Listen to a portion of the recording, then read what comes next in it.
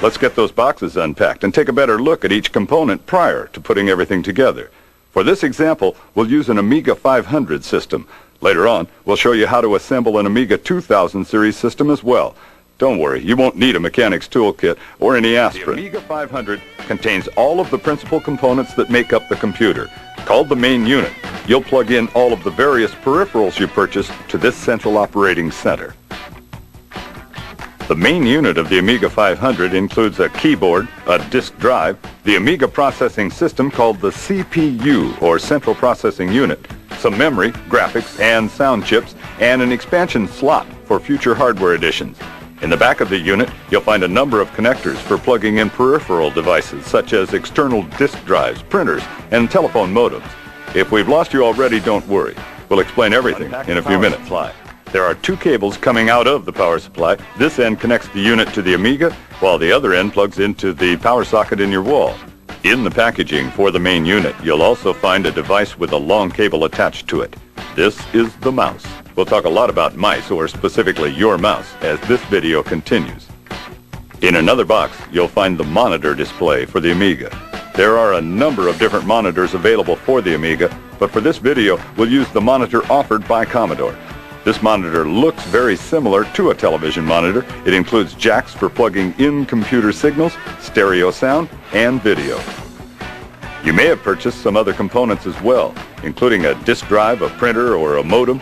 We'll discuss all of them as we proceed, but for now, we're going to discuss the assembly of a basic Amiga 500 system. When working with computers, it's a common wish to get started as quickly as possible. Some people will jump right in, forgetting to read the instruction guides that come with the computers. We suggest that you read through your Amiga User's Guide for information on getting set up and using the operating system.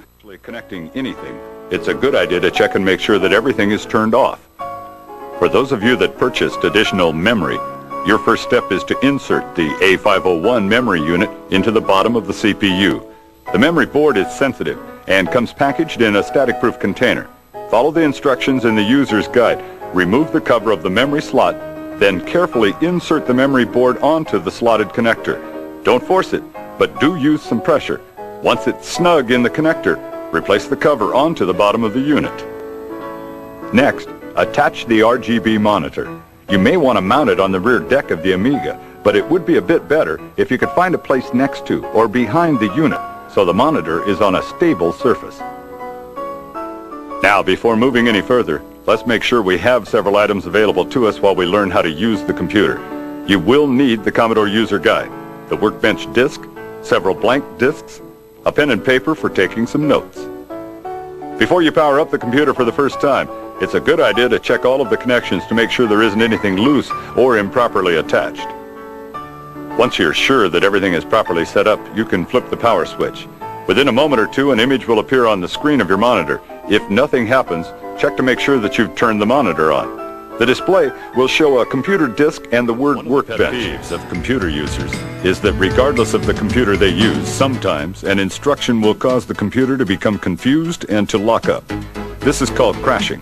When the computer crashes, all the data in its memory is usually lost, although the information on your disk will remain okay. The Amiga provides the user with a message indicating the type of problem. The Amiga uses a clever term called guru to signify the error.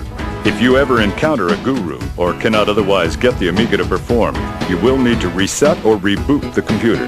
To do this, simply depress 3 keys on your Amiga keyboard at once, the left and right Amiga key and the control key.